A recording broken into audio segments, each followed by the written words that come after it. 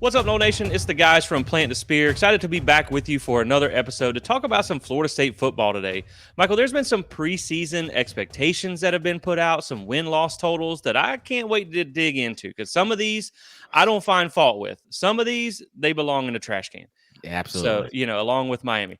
But that because that's going to be a subject that comes up with the polls. You're going to see That's the one, right. one of these things is not like the other. If you remember that, that's kind of where we're going to get at with some of these polls. Just excited to talk about the few little topics that we got today. Of course, the combine announcement has come out. That's what we're going to lead off with. But before we get into that, Michael, how are you, my friend? Thank you for joining me for another episode. Oh, Jesse, thanks for having me again. Love being a part of this place and doing real good.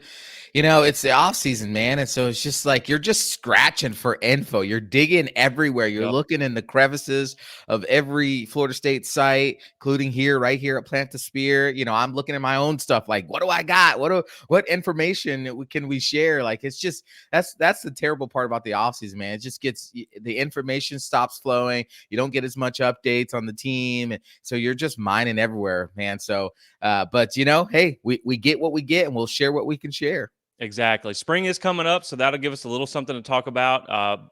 Outside of football, it is opening day for baseball today. That's So right. Let's go. they take on Butler. That's exciting to get baseball going under year 2 of Link Jarrett. Also, softball had a little rocky start, lost the first game against Charlotte, but they've bounced back They and they've bounced won back. 5 straight since. Yeah. They just knocked off a top 10 Stanford team Yes, yesterday they in a did. Clearwater Invitational. So make sure to check them out. We've been ramping up our round ball coverage here on the website. So make sure you check out those articles as well. But Michael, you know what everybody's here for. That's We're right. just going to dive into football. So to start with, let's talk about the NFL Combine invites for Florida State. Let's put the list up on the screen for Man, those look at watching that. on YouTube. And for those listening on the podcast, I will read them off for you. So Florida State this season has 12 invites to the Combine, the third most in 2024, and behind Michigan and Washington, who are obviously playing for the national championship. Right. So you get Jaheim Bell, Trey Benson, Tatum Bethune, Keon Coleman, Kalen DeLoach, Braden Fisk, Jarian Jones, Renardo Green, Fabian Lovett, Jordan Travis, which is nice to see. I don't know how much he'll be able to participate, but he'll be there. He'll be there. Jared Verse, and then, of course, Johnny Wilson. So, this is an impressive list. And the things that I want to talk about with this list is, one, I think that it speaks to that 2023 team and how top to bottom talented they were. With the whole conversation of Jordan Travis and the snub and when he got injured and all that stuff, it really felt like everybody's like, okay, look, you got Jordan Travis. He's what made that team go. This team was way deeper than that. There was talent across the board. You look back at, first off, that's 12 out of, you could have more next year that could go if you have some of the guys that were on the 2023 team that declare. So, I'm not saying that this is going to be like 2013 where you had literally every player, the starting 22 every that starter. ended up, right? They all ended up on an NFL roster. But I mean, you look at some of these guys, they may not all get drafted. Some may go as undrafted free agents, but you could very well have a wide majority of that 2023 roster end up on as an NFL player. And to me, that just speaks to the talent that they have. Some of these guys really made a big impact on their draft stock through the Senior Bowl activities, especially Braden Fisk. That's the one that stands out more than anybody.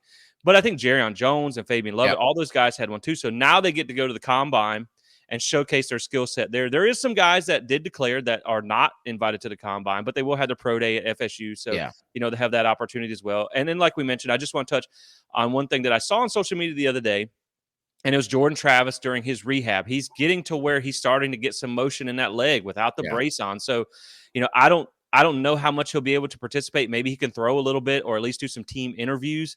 Obviously we're pulling for that guy to find his way on the NFL roster. But yeah, man, I think it's just impressive to see how many guys you had end up on this list. I mean, you had more than some significant players out there. You had more than, now I know Georgia didn't have a lot of veteran players, but you had more than Georgia, more than Texas, more than Alabama, more than Oregon. A lot of these teams that were up there, in the rankings and stuff with you. So I'll let you share some thoughts on this, but I think it's exciting for these guys. Yeah, I absolutely agree. Listen, I have no doubt, and I'm not saying this because I'm a homer. I am a homer as far as Florida State. So I always believe more in our players than probably other teams, fans of other teams do. But I have no doubt that by the time the ball is kicked off on the first game of the season, that all 12 of those players that are going to the combine will be on an NFL roster. They are NFL caliber players. They may not be immediate starters. They may not be, second string, but they're definitely, there are some that are, all of them are worthy of an NFL roster spot. And I believe they will be on that roster spot. I also believe that, man, players like Fisk and Green and Jones, like, help their draft stock by at least one round in the Senior Bowl. I mean, gosh, the way Fisk was just dominating. And if you saw some of the images coming out of practices for Senior Bowl, if you saw the Senior Bowl, I mean, even at one point they had to recruit him to the other team, Right. so that he could, like, he was just that good. I mean, I'm not saying that Fisk is a first round draft product, but he's definitely in the top 3 or 4 rounds. And Oh, I'd yeah. be Yeah. shocked if he falls below 3, below the 3rd round. And I think too, in my opinion, this is just my opinion. I know we're going to do a whole episode on the drafts coming up here soon, but I think right now, just based on what I've seen right now, I think you have one surefire first rounder and maybe a fringe first rounder. The surefire is Jared Verse. We know he's going the first round. Yep. It's always been that way. The second one, which is what I would say is a fringe first rounder, means that if he's going to go in the first round, he's going to be in that 20 to 32 range, or early second round, like real early, is Keon Coleman. Gosh darn it, that boy, I wish he had one more season for Florida State. Know. But, I see 2 top first rounders for sure. And the last thing I'll say about this is, man, yeah, it was so cool that Jordan Travis, what an honor that the NFL did by giving him invite to the combine, because if he stays healthy, he's probably getting that invite because he's probably playing in the Senior Bowl or something like that. And does he have an NFL future? Sure. I don't know, what it's going to look like. I don't know how the injury is going to progress. I don't know but if it's Jordan Travis, you better put your money where he's going to try to make a team. And I believe that when the ball's kicked off, he will be on a team. It may be a practice squad, but he's going to be on an NFL team when the season kicks off next season. Right. And I think a lot of that has to do with the work ethic, his intelligence, his teammate mentality. He can give you some looks, especially when you look at the dynamic of some of the quarterbacks in the league now with a Lamar Jackson and Jalen Hurts and all them. Like you mentioned, even as a scout team guy, I mean, you'd like to see him at least end up in a backup role, but he can give you looks that can be hard to replicate. Oh, yeah. Right. Or you could at least have some packages drawn up for him because, he's an elite scrambler. That's right. And so, yeah, it's nice to see that. He was at the Senior Bowl, or at least a Shrine Bowl. He did get to go hang out there. Again, he couldn't participate in much. But I agree, man. I think you have a couple of guys here who have really pushed their way up into the early rounds. Now, NFL has a lot to do with needs.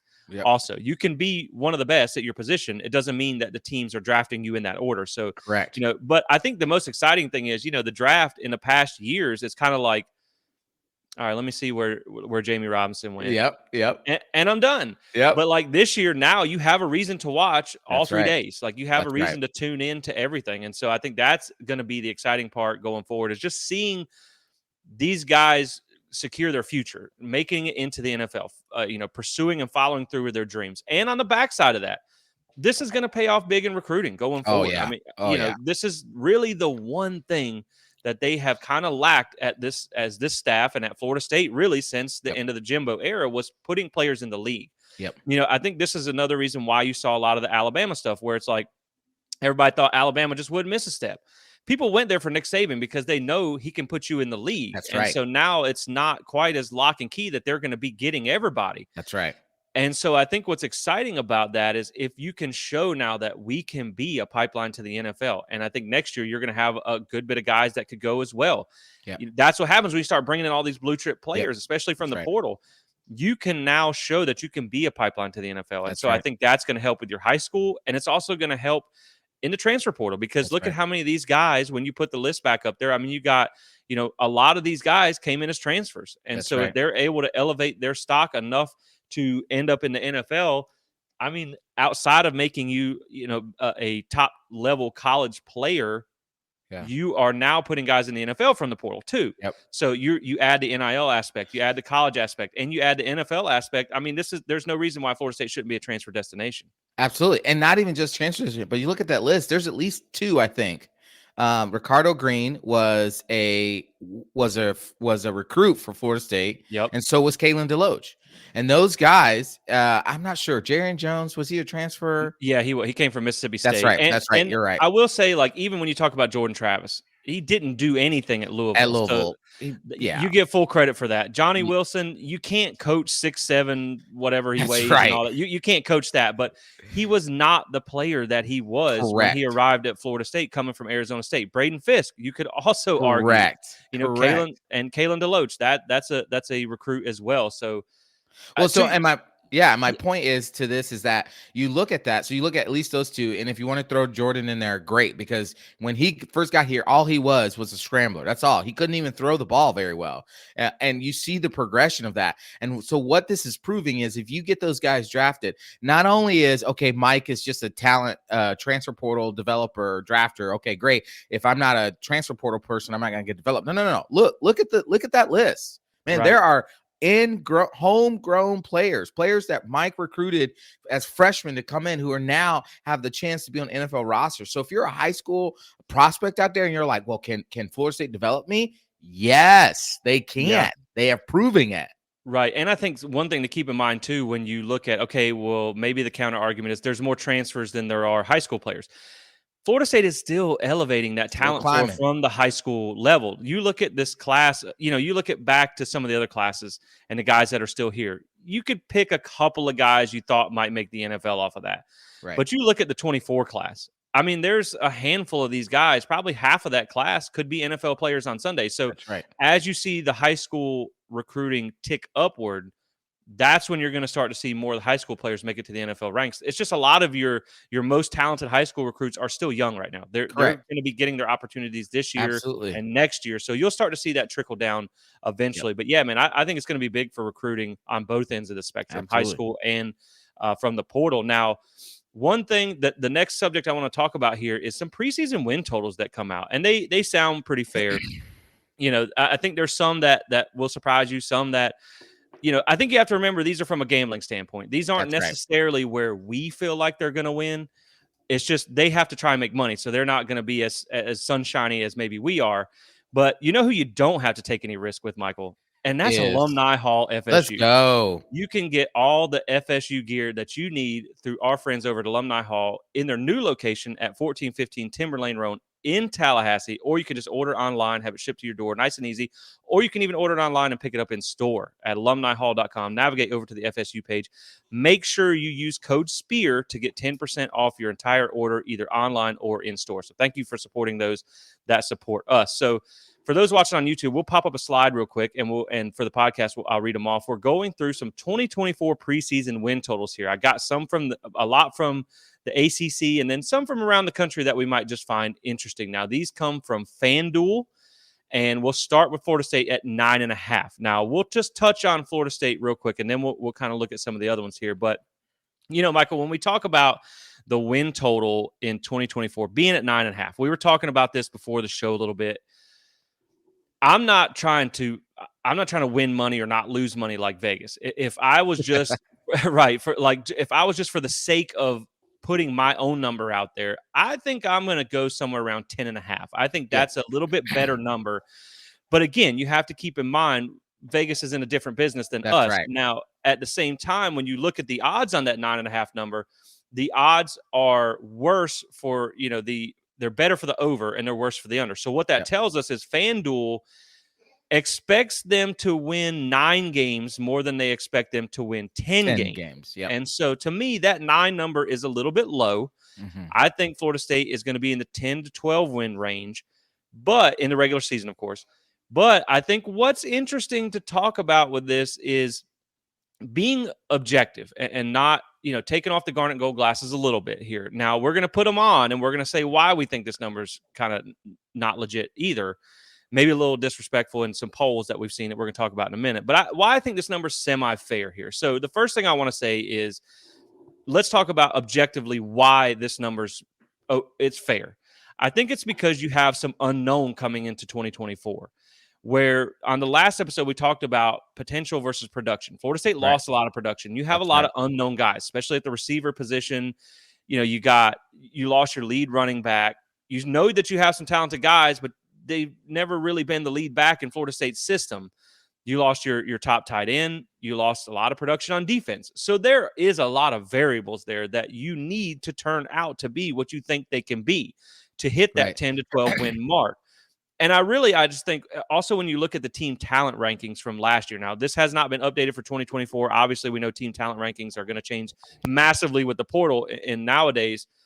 But you have Clemson, you have Notre Dame. And Right. as much as I hate to say it, you have Miami on there, Right. who is technically a more talented roster in the composite talent rankings. Florida was too, but I'll be interested to see their 2024 rankings because I think Florida State might be about to pass them with just all the pieces that they've had leaving versus what they brought in. So I don't think that it is unfair to think they could lose to a Clemson, that they could lose to a Notre Dame and maybe one other game. I mean, let's be honest. It's hard to go undefeated. It Right. is, whether It we is. think they can do it or not. It's hard to go undefeated, especially when you got to go on the road to Notre Dame, on the road That's to right. Miami. And, Clemson lost a lot too. Notre Dame did lose a lot. And Miami, they bring back a core of their talent. But I don't think this number is really completely out of line here. Now, I think they're going to beat it, and we'll talk about why in a second. But I'll let you share some thoughts on that initial 9.5 number, and why you think maybe that number's not completely off base, and then we'll go into why we think that Florida State's going to get the over on that. Yeah. I think your points are also valid, and here's what I'll add to this. And I'm not a gambler. I don't gamble. I've only done it a few times just as for fun. But I do watch it. I do study it because I think it's so intriguing, so interesting how Vegas works. Now, listen.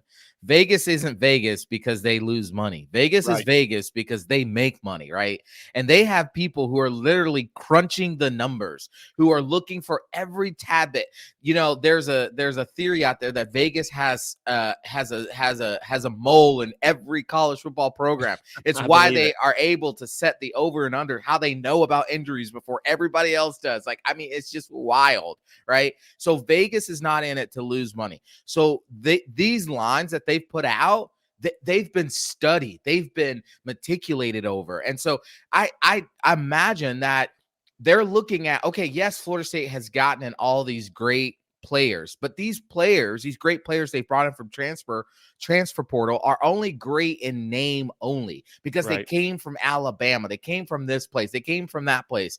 But when you look at the production of what those players are bringing, I mean, some of them is little to nothing, but yet they have the talent, they have the potential. But Vegas doesn't make their numbers, they don't make their wagers off of potential. They make their wagers Right. off of data. So this is why I think in that side of the argument, why this number might be fair, because they're looking at it saying you lost a lot of talent, a lot of production. Sorry, you lost a lot of talent and production, and all you brought in was more talent, not more production.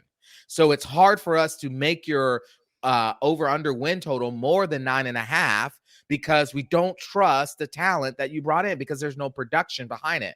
So basically what they're saying is we trust you more to win 9 games or less than we do to trust you to win 10. And so I think in that sense, it's fair. Right. And I will say, like, when you look at Vegas, their favorite team is money. Yes, They have no fan alliance to any team or anything that's like right. that.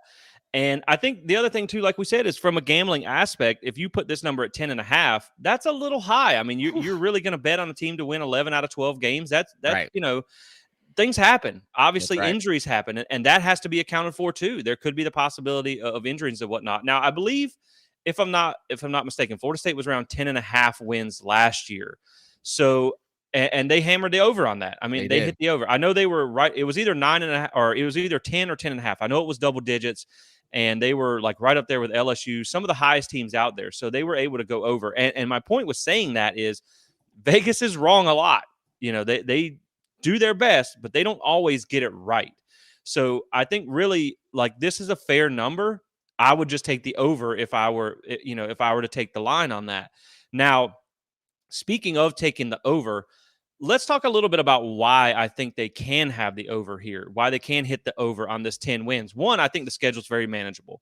Like we just talked about, you have Florida, Miami, and this is based off last year's numbers and kind of making assumptions, knowing what some teams did or did not do in the portal and through roster attrition.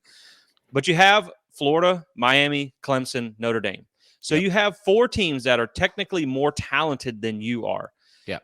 That leaves 8 games that you're more talented in, and you should be able to win those games. Now, what's interesting with that is when you just look at what Mike Norvell has done against the teams. I think he's like 8-2 or 9-2 against teams more talented, and like 19-2 in the last 2 years. This is in the last 2 years against teams that are less talented. So he's shown the ability to put away the teams that are less talented. It's just getting past that hump of beating the better teams. And we know last year they were able to do that. Right. So, and of course, they beat LSU in 2022 as well. So I think what's interesting is when you talk about the win totals and why they can hit the over. This is a stat that I brought up on the last show that I want to share here again as well, because I think it really drives this point home. You can lose production, and that's a lot of the reason why when we look at these polls, why I have a problem with some of these polls. You have a lot of teams that lost a lot of stuff that is still very high in the polls. Florida State keeps the same coaching staff, a lot of the same pieces. They just lost some production, mainly on offense and some of their top guys on defense. But they replaced a lot of that in the portal, and yet they find themselves behind a lot of the other teams. So, like, why is that? Because when you look at the portal, I think this is what's most important is quality of production over quantity of production. That's right. Again, tying back to the example I used in the last episode, what would you rather have? 50% of returning production from a team that went 12-0 and kicked everybody's teeth in, or 100% production from an 0-12 team? That's right. I would greatly every day and twice on Sundays. I would take the 50% from the 12-0 team. That's right. Now, to the stat that I read you on the last show, keep in mind last year, of the top 10 teams in returning production in 2023, only 50% of them had a better winning percentage the following season. Only 50% of those, 5 out of 10 of the teams that were ranked top 10 in the transfer portal. 8 out of 10 of them had a better winning percentage the following year, and the 9th one was within 1 loss of having the same or better winning percentage, and that was UCLA. So when you look at the 247 transfer rankings, right now, Florida State is at 4th. They have a top 5 class with 10 blue-chip transfers brought in. So to me, again, you've elevated the talent floor. Like we said, it's no dish on the guys going out, but technically by star ratings, this roster is more talented than it was last year. You just have a little bit of potential that you need to work out. And again, look back at 2022. You had guys like Trey Benson. You had guys like Johnny Wilson that came in with little to no production. That's right. And they doubled their win total. So That's right. the possibility to do it is there. And, looking back at some of these other win totals, this kind of hammers home what I'm talking about. So you see Florida State here, for those watching on YouTube. Florida State's at the top with 9.5 wins expected this season. Now, Florida State, I don't know where they fall in the spectrum of returning production. I can tell you they lost a lot. They lost 92% of their passing production, 65% of rushing, and 64% of receiving. So they lost a lot. I didn't pay for the ESPN Plus article because we try not to support ESPN as best we can. Right. So I don't know where they rank in this, but I did see that Virginia Tech is the number 1 team in returning production in 2024, and they are slated to win 7.5 games. That's their over/under. So if you're telling me that the number 1 team in returning production is projected to win less games than a team that basically lost everything, but has rebuilt through the portal. And then you combine that with the stat that I just read off to you, that's why I think they can be over the 9.5 win total, because it's not so much about what you bring back. And don't get me wrong, it matters. It does matter. It does help. It took Florida State from 10 wins to 13. But I think it's more in positional returning production that it matters. Your offensive line, that's key. Well, guess what? Florida State brings back basically everybody. 95% of them. Right, except for 2 guys. And I think you've replaced them with probably better prospects when you look at the one from Ferguson from Alabama and the experienced guy you bring in from Florida, probably, equal to better than Roddick and Dimitri Emmanuel. But again, you're talking about having continuity on your offensive line. Quarterback, that's probably a place you like to bring back production. Yeah. Well, he didn't produce at Florida State, and this is why the transfer portal era is so different in college football. You brought in a guy with 40 Power 5 starts that put up the same numbers that Jordan Travis put up last year. So your gambles are really at receiver. Yeah. And I like that they have a deeper, more speed-oriented receiver group this year. We and I'll kick back to you on this, but we even talked about this on the last episode where you look at people are going to say, okay, you lost two really, really good receivers, three really good receivers. Well, Jaheim Bell was there for that game, so I don't want to use him as an example. But when you look at Keon and Johnny, that's going to be hard to replace. There's Absolutely. no doubt about it. Well, think back to the Pitt game. This is something we brought up last year, our last episode.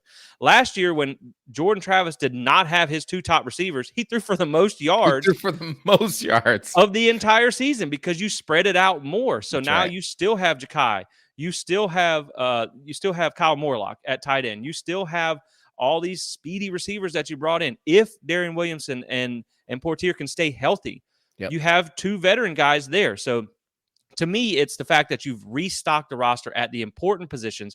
Now, for them to get to that 10 wins or more, I think, one, they got to stay healthy. That's Right. key. And I think they could use a little bit more help on the defensive line and at the linebacker position to get Yeah. there. But overall, I think they can hit that for those reasons. And I'll let you share some reasons on why you think they can go get the over on that 9.5 win total. Well, I want to go back to what the two stats you brought up. That 5 out of the 10 top returning production teams only had a winning record last season, right? Is that what you said? A better winning than A better winning than the previous season. Right, So 5 right. out of 10 of those teams, 5 of the top 10 teams that were production teams that were returning had a better winning record. But 8 out of the 10 who had added the portal had a significant or a better winning record than last year. And I think that's what matters. Let's go back to 2022. Mike Norvell brings in, Trey Benson. He brings in a couple other defensive backs. He brings in Jared Verse. He brings in a couple other players on the defensive line. Players that, either had low production at non-Power 5 schools or low or no production whatsoever. I mean, let's go back to even 21 with Johnny Wilson coming in, who had literally nothing at Arizona. And yet you've seen over and over again that those players, when they come here, there have been very few busts that have come to Florida State from the transfer portal that have been busts. Very few. Like, I can't even name them. That's how very few busts there have been.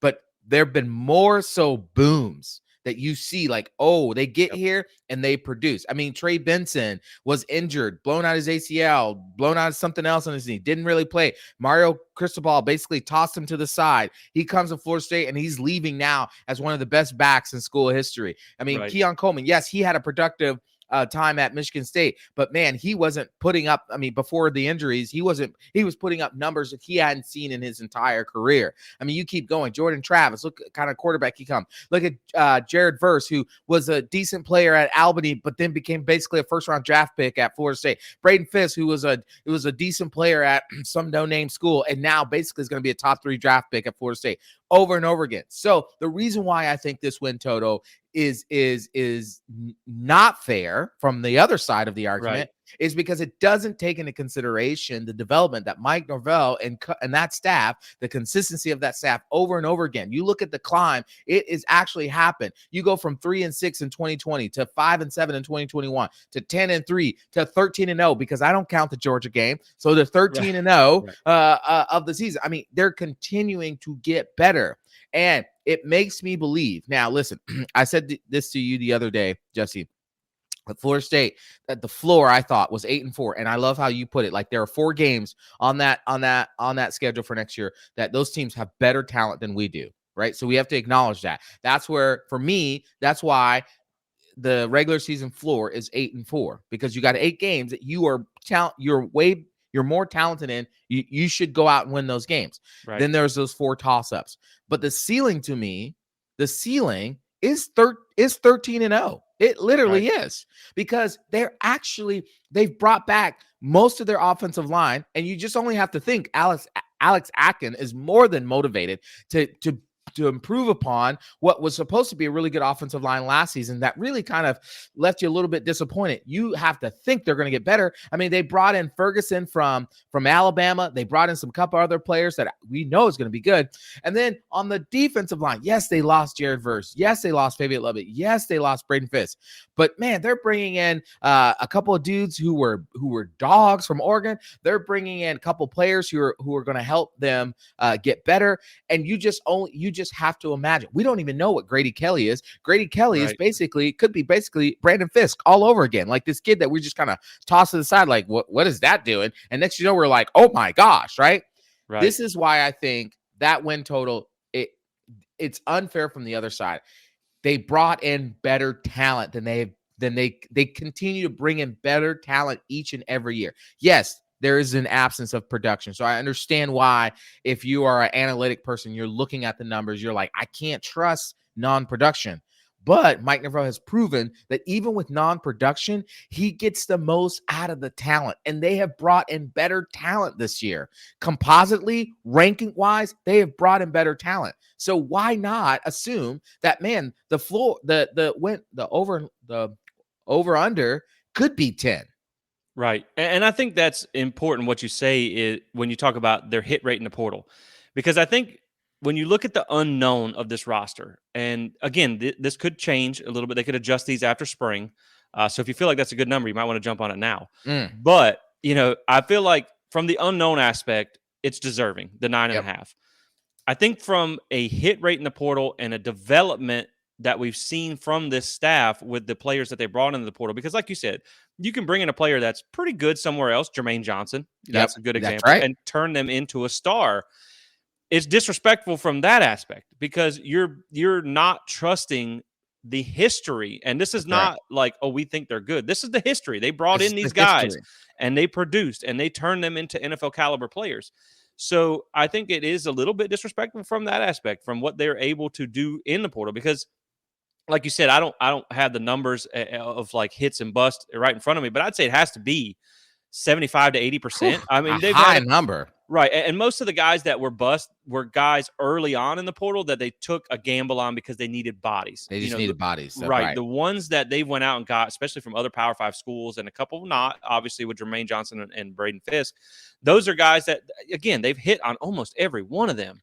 Yeah. And so, I just think that, again, I think they can go on the over, but I understand the 9.5 from a unproven aspect of a lot of the areas of this team. And, we may change our tune in the spring. You That's never right. know. Once we see some things, I want to see how these receivers are on the page with DJ. But I do think as a whole, and when you look at this roster, it is a little bit more talented. You lost some of your star power, but I think your talented depth Yeah. is like at the defensive end position. You don't have Jared Verse, but now you have the kid from Oregon State who was a That's right. two-time All Pac-12 player. You bring in the Durajai kid from West Virginia, who's Yep. just he's a hoss, man. That's a big dude to play Yep. defensive end. So like you bring back, you have deeper pieces at some certain positions. Now there's some you Marvin could probably Jones add, Jr. Yeah. right? You could add a little bit more depth, Yes. but yeah, I definitely think that just from a pure unknown standpoint, 9.5 is fair. I think from trusting the development and the additions through the portal and the hit rate that they've had, it's a little bit disrespectful to Right. what Florida State has been able to show you that Yeah. they've done in the past. And so, we'll see how it pans out. But I'll kick it back to you on this. But I think what's most important is now that we've gotten to the point where your floor is kind of perpetually that 9 to Growing. 10 Yeah. win area. So at least it's not like in the past where maybe you were worried when you lost this much. It might be a tough year, but That's I right. think that's why the last episode that we recorded was literally titled "Reload or Rebuild," and we That's think right. it's going to be a reload year, and a lot of that has to do with the portal. And That's you right. have one of the most adaptive and best utilizing staffs in the portal. So, That's right. yeah, man, Yeah. I think that's going to make the difference next year. Absolutely. Like I think you're right. I think from a production standpoint, the win loss, or the win over and under is deserved. But from trusting the development, from seeing how creative this staff is, from one of the most brilliant offensive minds in the game right now, it's disrespectful. I mean, I'll just give you this last stat that I did some research, and this is based on On3. So this is On3's transfer portal ranking, but Florida State was ranked fourth in total transfer portal class. Okay, so Louisville was 1, Colorado 2, Ole Miss 3, Florida State 4, and then South Carolina 5. Now, of the top 5 transfer portal classes, okay, this is cumulative. So top 5 of the top 5 cumulative transfer portal class, Florida State was bringing in the second most talented group of players. Okay, so average player ranking, Florida State was second in behind Ole Miss. Okay. Now, if you were just to go on the player ranking that was brought in, not the cumulative, but just the player ranking brought in, Ohio State was number 1. And I had to do this because Iowa and I forget what other school was on there, but they only had one player and they had a higher player average. But if with 5 or more, Ohio State was 1 with the average player ranking at 87. Texas was 2 at 86. Oregon was 3 at 83.9. Notre Dame was 4 at 83.6. And then Florida State was 6th. Here's the thing, though. If you were to look at why those schools, Ohio State, Texas, Oregon, I think was ranked 6 or 7 totally, Notre Dame, why those schools were ranked much lower than Florida State is because those schools lost just as much, if not close to the same amount of talent that they were bringing in. Of the top 5, Florida State was ranked 4th in talent loss versus talent brought in, meaning that Florida State actually got rid of bad depth and gained better depth. Right? They were they were one of the top 5 teams in the country at getting rid of what they would call bad depth and bringing in better depth or better players. So again, this is why I'm saying, like, yes, from a production standpoint, like you said, the ranking or the win over under is deserved, but from a talent, from a development, from a history, from knowing this, man, it's very disrespectful, because you just have to imagine that the bust boom rate is going to continue, that at least 75 to 80% of the players that we brought in this transfer class is going to make a significant and positive impact on this win total. Right, and you brought in a lot. So if you get 75% of, I think it's 15 commits, I mean, that's a big difference. That's a big deal. I think a lot of the rankings too, like you said, you got to filter out. You got to actually dig into the numbers, because that's why Miami has such a high recruiting ranking, because they load up on 3 stars, and then they have 30,000 commits and only like 10 blue chips. So like, that's because Florida State, when you look at it, they may not be the highest ranked in the recruiting rankings, but they have the highest blue chip ratio in the state. And so that's impressive from that standpoint. Now, before we move on to the next topic, I just want to run through some of the numbers that I find interesting as far as win totals this year. So like we mentioned, Florida State sits at 9.5. Miami's at 9.5. Good luck with that. Good luck with that. Florida, going to be a tough one. 5.5. That's tough. Honestly, man, if they hit 6 wins this year, that's probably enough to save Billy's job. I mean, with that's that probably schedule, enough to give him an extension. Come on now. Man, somebody does not like Florida in the scheduling department. Clemson at 9.5. I think this is interesting too. When you look at Louisville at 8.5, you got a lot of ACC teams that are kind of hanging out in that area there of 8-9 wins. And we're going to talk about that in a second too. Virginia Tech, I have on here at 7.5 wins. Again, they had the most returning production in the country. I believe, at least on offense, they do. Now, some other teams you might find interesting. Michigan at 9.5. That's still a pretty hefty win total. Now, of course, you got to look at their schedule. That's right. Florida State's schedule probably has a lot to do with, it's not the most loaded. But, you're talking about all the turnover that Michigan has, and still at 9.5. Now, Ohio State, you just talked about it. When you looked at who they brought in, the number 1 portal class, 10.5 wins. That they're expecting big things, but they really they pushed their chips in on this season, going to get some pieces. Texas at 10.5 wins. That's a pretty big number to be your first year in the SEC. But like you were telling me before the show, their schedule this year is not that difficult. It's not that difficult. Yeah. Oklahoma at 7.5. That's interesting. That's going to be a tough first year in the SEC for those guys. We'll see, because they had a really bad year under Venables to start with. Then they bounced back last year, had a couple of really kind of head scratching losses. So the SEC, the new neighborhood, might not be as welcoming to them as Texas.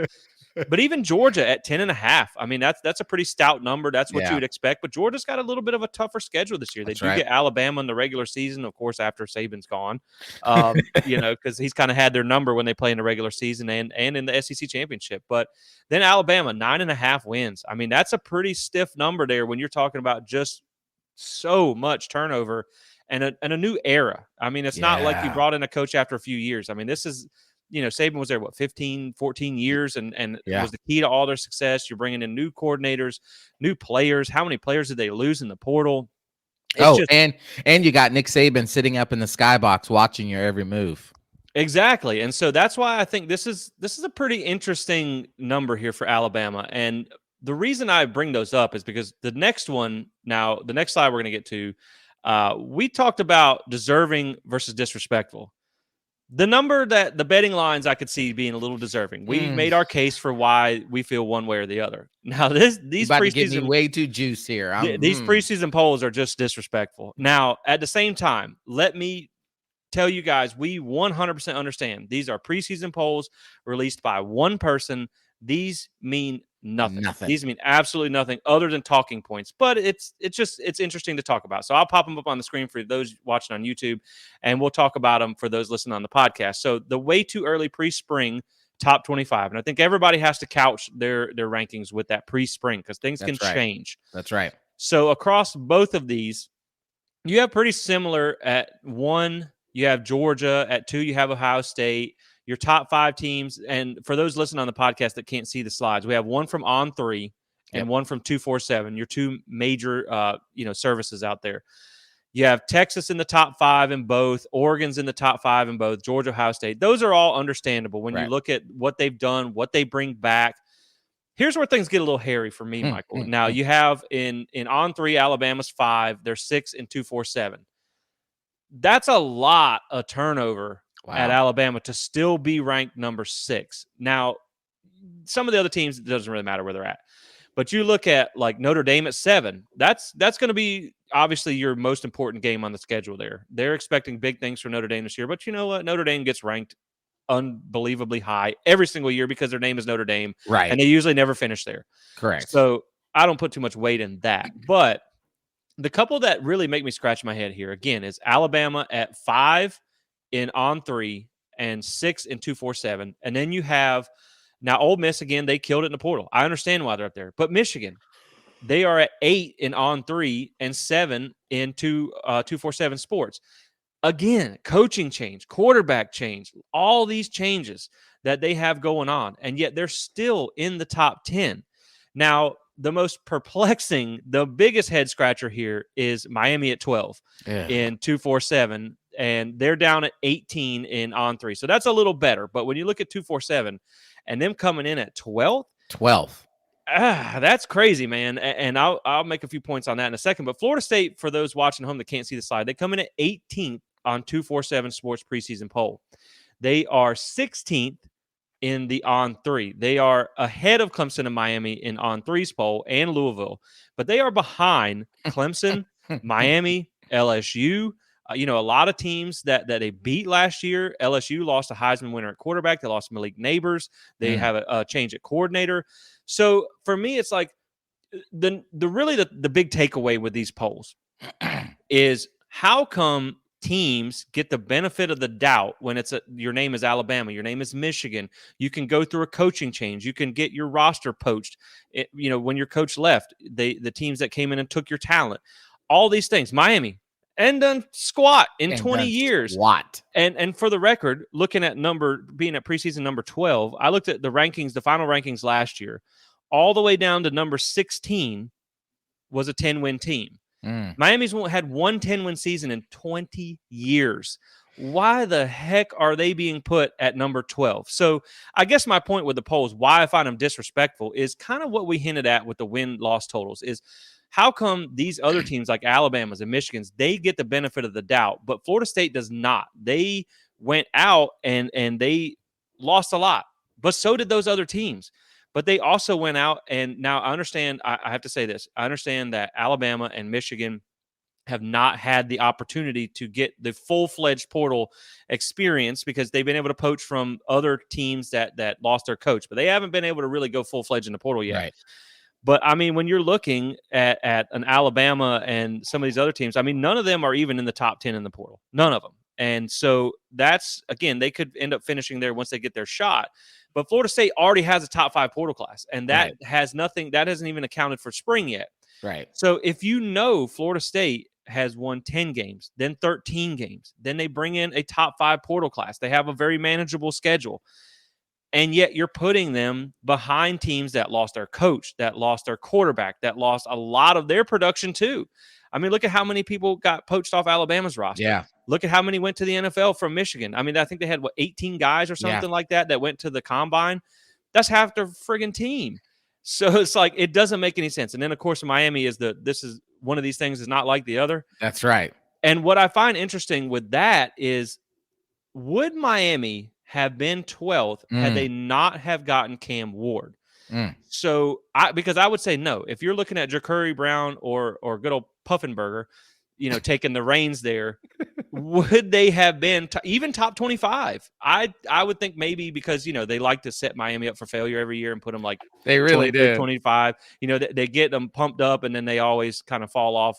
It's just a tradition in Miami. It's probably their greatest tradition program in program history. Not meeting expectations, but that's just where they fall.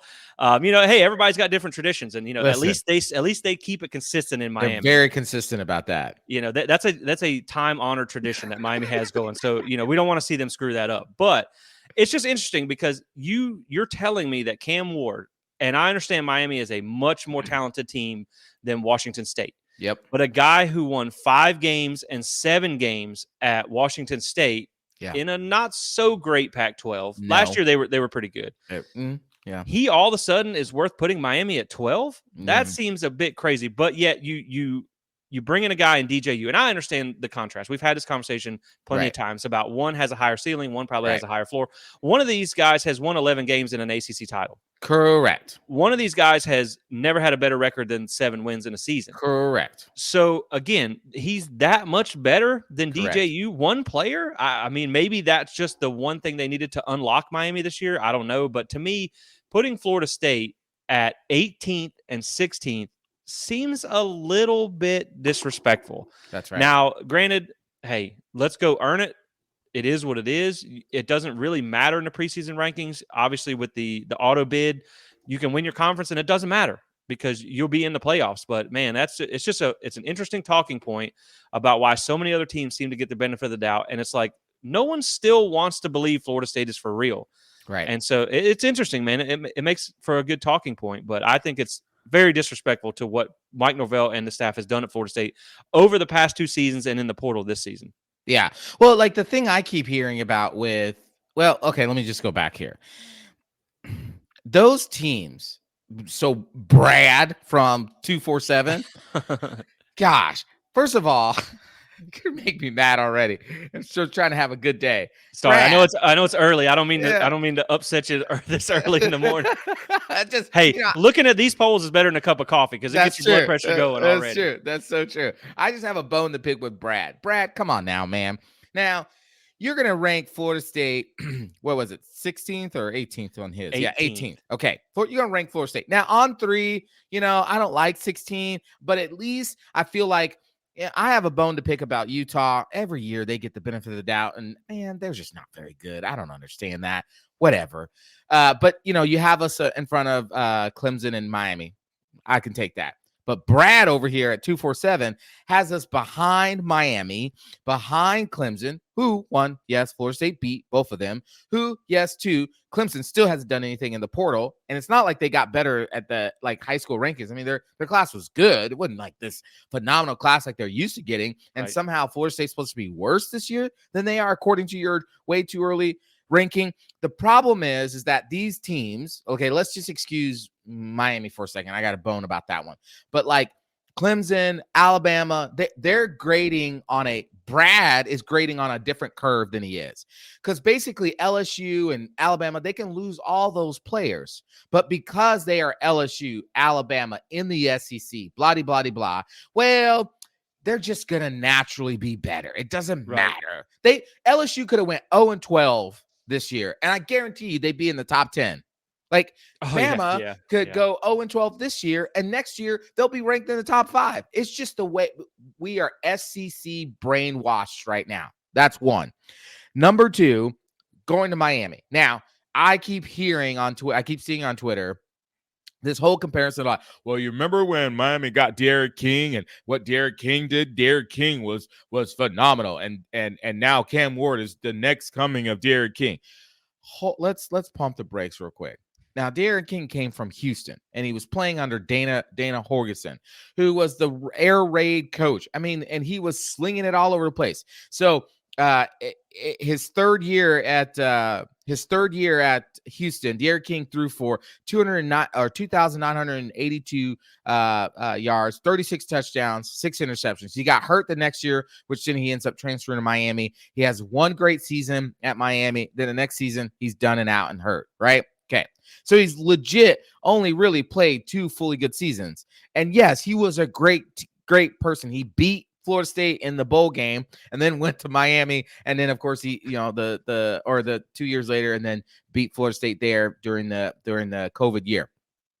Cam Ward is not that, guys. I'm just telling you right now.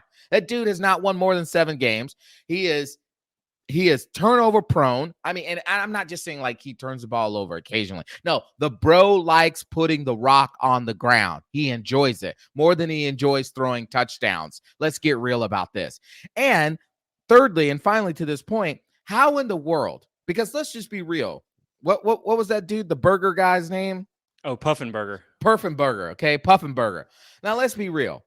If Puffenberger was the quarterback going into this season of Brad's way too early top 25, you think he has Miami ranked? No. Probably so not, you're no. telling me that Cam Ward is worth 14. I'm just saying Miami was 26. Okay, I'm being generous. I shouldn't even be that generous. But let's say Miami was 26 going into this, and they get Cam Ward. You're telling me, Jesse, that Cam Ward is 14 positions worthy of Miami being ranked 12th. On the fact that DJU has won way more games at both Pac-12 and ACC level, whereas Cam Ward has at Incarnate Word and at Washington State not won as many games. Yeah. Come on now. I get it. Now, I will say, like, he is a massive step over what they had. Correct. So he does give them he should give them a big boosted win total. And you also 14? Look at that number at 9.5. Their schedule is pretty soft. Yeah. So, another Charmin soft schedule this year. They should win 10 games. To me, the biggest thing about looking at these numbers is just the fact that one coaching staff has shown you the ability to win when he inherited Justin Herbert, who was one of the best college quarterbacks around, first round NFL draft pick. Since he's not had him, they have not done great. And you can go back to some other episodes where I've talked about the numbers. I mean, the numbers just aren't great without them. But I think it's also, that's why it's disrespectful also to this coaching staff. Whereas you're looking at a coaching staff who has shown you the ability to kind of do less with, or do more with less. Mike Norvell has not yet had a team talent ranking in the top 15 since he's been at FSU. And he's won 10 games and 13 games and done all these things. But you're talking about another coaching staff here who has had top 15 talent every single year that he's been there. That's right. And has not done much with it. So to me, I think it's disrespectful to the coaching staff. Yeah. And Florida State's, ability to be able to do the things that they've done with that level of talent. And now they're bringing in more talented players, and you think they're going to be worse than Miami. Like what coaching have you seen out of Moral Gables to believe that they deserve to be a top 12 team? I just don't see it. And so, right. And so I think it's a little disrespectful to what this staff has done at Florida State. Now, I will say again, this is way too early. This is pre-spring. Correct. We'll see how things are going to go. And to me, as far as just to talk about Miami, to close it out with them, this is a put up or shut up year for them, guys. Oh, it is. Like, if you don't win 10 games, you have a talented roster. You have your quarterback now. It's year 3. If you don't win 10 games, it's a failure, point blank. Yeah. And so I do think that as far as they're concerned, that 9.5 number is probably about where they need to be. They should win that many. Anything less is a disappointment. Absolutely. But I think that those polls are disrespectful to Florida State. Now, to close out the episode, the last thing I do want to touch on is, could the ACC be in for a Pac-12 kind of year? Man. Could it be like a boom and then bust? Because the conference looks like it's kind of knocking on death's door here. I mean, there's from, we'll have to track down all the lines of the lawsuit and stuff like that coming up. But from what everybody believes, Florida State's going to be out of here in 2024. Now, they're Mhm. probably going to play an ACC schedule in 2024, but then 2025, they'll make the jump. They have to August 15th to make the announcement. And once that door is open, you're probably, if FSU kicks that door open, you're going to have a few go with them. And Oh, so it yeah. sounds like the ACC maybe isn't dead after this year, like the Pac-12 might be, but it's going to look a lot different. Oh, yeah. It's going to lose the little bit of power in the power conferences aspect that they had, at least in football. So the interesting thing is, though, when you look at these two polls, 247, and I know we just trashed it, but still, it's interesting to at least point out. No, let's correct. We didn't trash 247. We trashed Brad from 247. Right. There are 6 ACC teams ranked in the 247 poll. That's And right. 5 in the On3. So you have Florida State, Clemson, Miami, Louisville, NC State, and then Virginia Tech sneaks in at 23rd in the 247 poll. The ACC had a down year last year, but when you look at these teams, I mean, you have Clemson, who was top 5 talent last year. They didn't do anything in the portal, like you said. They lost a lot of pieces, but they have a talented well to replenish from. So they're still a very talented team. And Yeah. I think if they can get Cade Klubnik figured out, if they can teach him that the ball belongs with the orange jerseys, not the other jerseys. Like, if you could do that, then they would be decent, because that's really their biggest problem last year was he's just a turnover machine and kind of went rogue on some plays and stuff like that. But if you can get that quarterback situation figured out, Clemson's still a good team. Yeah. Florida State, we feel like, is around a 10 to 12 win team. That's another good program there. NC State, I mean, they're consistently about a 9-win. They have one 10-win season in program history. Last year, you thought was the year they do it, and fell on their face. So again, save the hype machine on NC State, but they're not terrible. Virginia Tech brings back the most production in college football. Louisville has one of the best transfer portal classes out there, and as much as you saw signs of it at Purdue. Man, I'm a believer in Jeff Brom. He is, I mean, he is making it work. And then, of course, Miami's kind of your wild card here. They should be good. They probably won't, but, they have the chance to be good.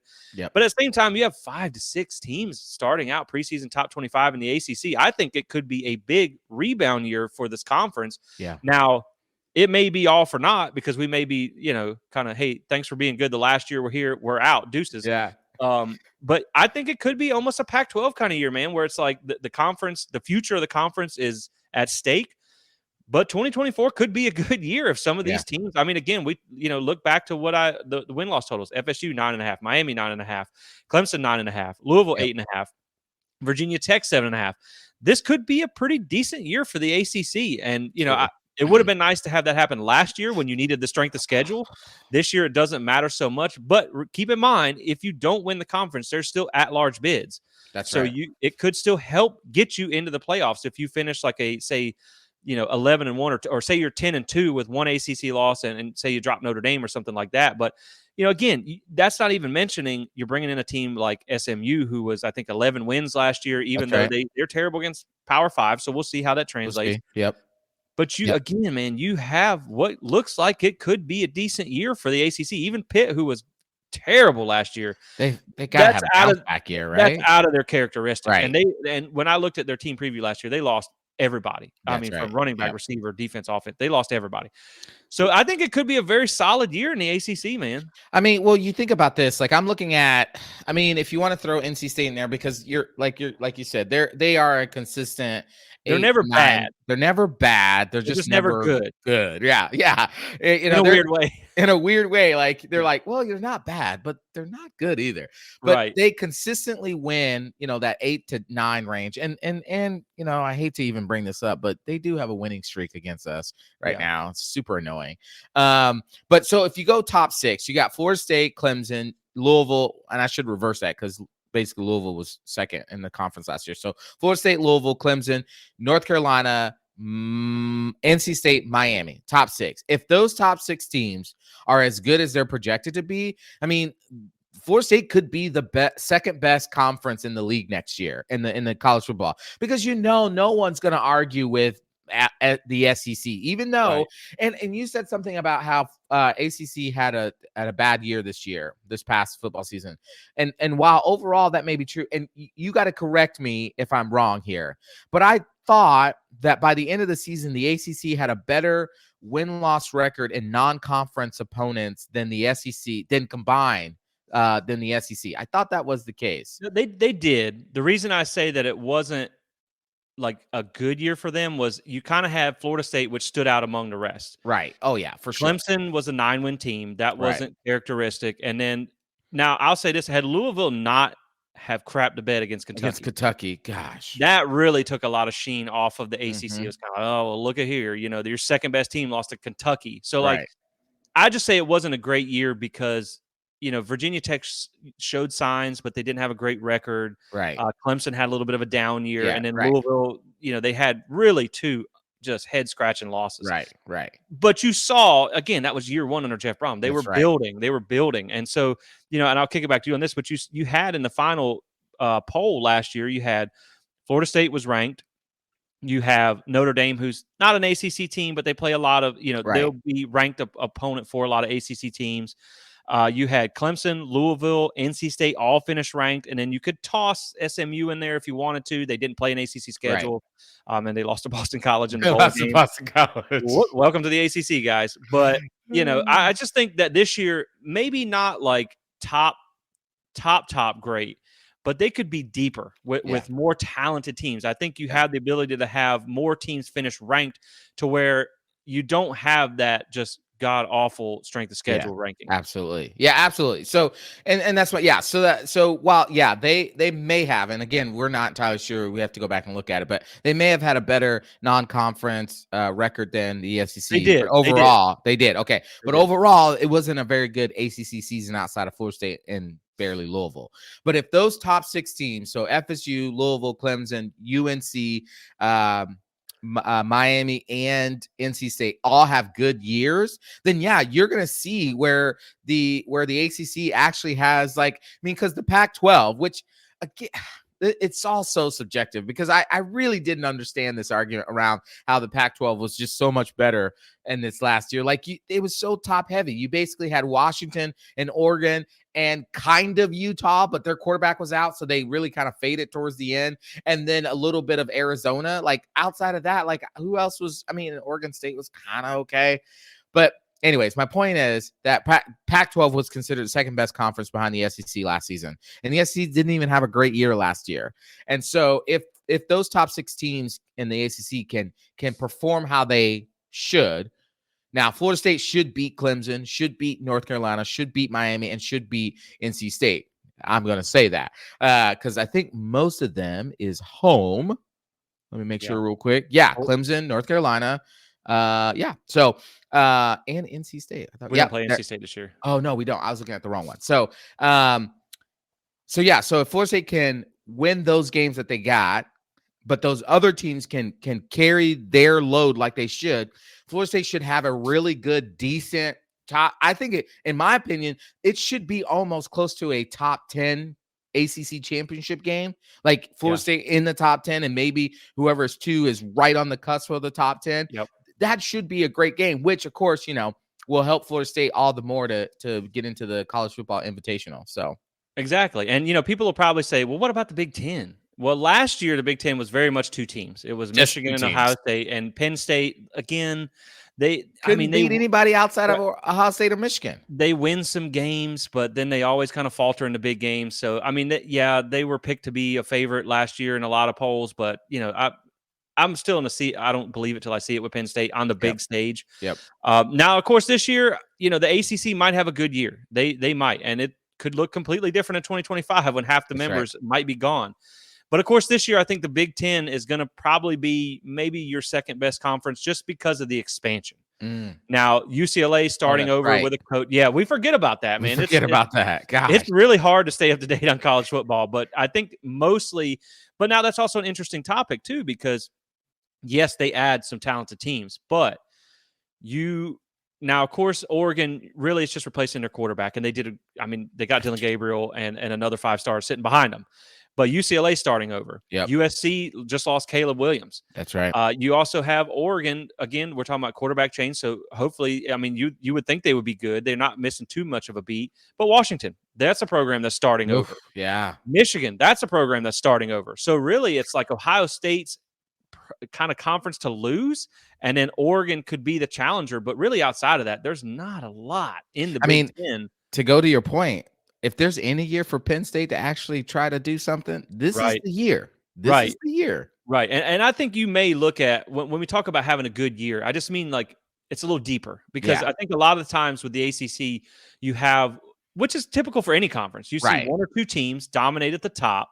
I mean, what would the SEC be without Alabama up until Correct. recently when Georgia became, Dynasty Correct. 2.0?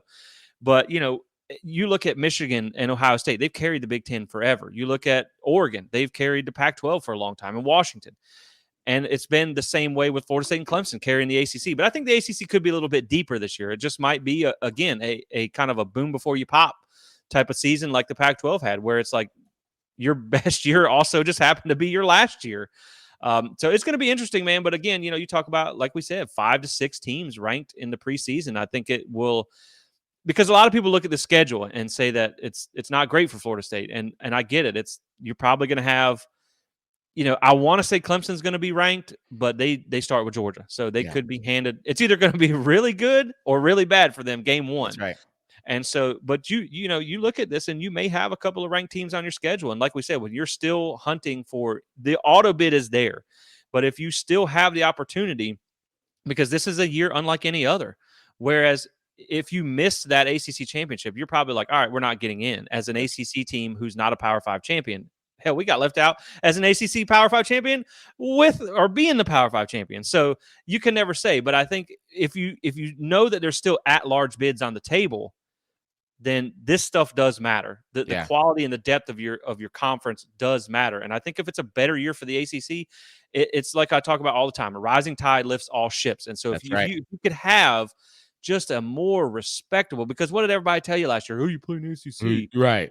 I get it. But like if the ACC could have a bounce back and do better this year, I still think we're leaving. I still think we're up out of here. Oh, peace.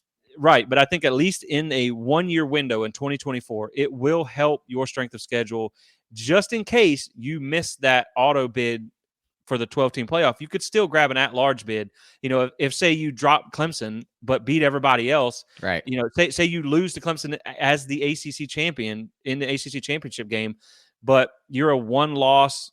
You went undefeated in the regular season, but you beat in a decent conference. It's going to help you out. Your strength of schedule probably won't be all the way down at 55. Right. Which is still hilarious that like Miami fans pick on you for that. When it's like you were one of the numbers that were in that equation. So that's right. Thanks for sucking and helping keep us out. I mean, at least, again, honoring that tradition. But yeah, man, I'll kick it to you on any final thoughts on this. But I think it could be an interesting year for the ACC. Well, I mean, I hope so. I mean, I'll just say this. This is kind of my final thought to that is, since 2008, so that's 15 years, if I got my math correct, only 5 non-SEC teams have won a national title. 5 in 15 years. Okay. And only once in those 15 years has a non-SEC team won it back-to-back. When Florida State won it in 2013, Ohio State won it in 2014, right? That's it. Then it's gone SEC, Clemson, SEC, Clemson, LSU, Bama, Georgia, and now Michigan, right? It'd be nice. Yeah. It'd be nice if a non-SEC team won it again. And it'd be nice if that non-SEC team was Florida State. So, Come on, let's go. Let's get this done. Yeah, and I think it's certainly on the table. And that's kind of the whole point of this whole show was really just to look at the preseason expectations and, are they deserving or are they disrespectful? And I think there's ways that you can objectively look at it from both sides. I think that, again, like we talked about, there's ways that you can see a 9.5 win total being a pretty good bet. And then I also see where it's like it's a little disrespectful to have them ranked at 18th outside the top 15 and all that stuff. So, yeah, it's interesting, man. And I again, keep in mind, these are preseason polls. These are preseason things that don't really mean anything. Pre-spring. Pre-spring. This could change everything because with the second portal window coming open in April, you got spring practice coming up. Also, one point that I will make that I said this on the last episode too is I think one of the reasons why the transfer portal is such a game changer on top of just bringing in top talent is all these guys are already on campus working. That's right. They are all early enrollees in a sense of high school recruits. So it's not, you could grab some late spring additions and they have the summer to get caught up, but most of these guys will get to go through spring. Yep. So that gives them more time to be on the same page. And so, yeah, I think you could argue both sides of the coin. I think they are deserving in a sense. I think the polls are a little disrespectful. But you know what, man? I love proving them wrong. I love That's making right. them eat crow because, again, they were wrong last year. They were wrong the year before, That's right. in a lot of senses, and we'll see. And then, of course, I don't have a problem with putting a Miami at 12 because, we got to keep their tradition going of, high hopes and low expectations. So, That's right. yeah, man, but that is going to wrap it up for us on this one. So hopefully you guys enjoyed this episode, kind of talking about some football. Keep in mind, again, like we mentioned, baseball opening day That's is right. today against Butler. So make sure you tune in to watch year 2 under Link Jarrett. Let's go, We're Link. debuting some new uniforms that look really sharp this year. The all They're good. garnet for the Fridays games, which is going to look nice. Of course, the Sunday golds is a tradition as well. And then we wish softball the best of luck going through the rest of the Clearwater Invitational. Yes. A lot of ranked games coming up. I mean, it's going to be a gauntlet, but they started out hot. I mean, they did. took care of Stanford, who's a good team. So that's exciting to see as well. Basketball still sucks, but we're not even talking about them right now. So, hopefully this is a retirement year for Ham. We love you. We love you, Ham, but time to go. But, the Ham's gone bad. So That's right. I think it's time to take it. Go ahead and just toss the ham. Go ahead, toss it out. Cut off both sides. You're done. Right, exactly. The leftovers have reached their limit. So I think that's probably a good place to end on this one. But as always, guys, check out Alumni Hall. Thank you for supporting those that support us. Use code SPEAR to get 10% off your order. And again, thank you guys so much for watching and your support. As always, go Noles. Go Noles.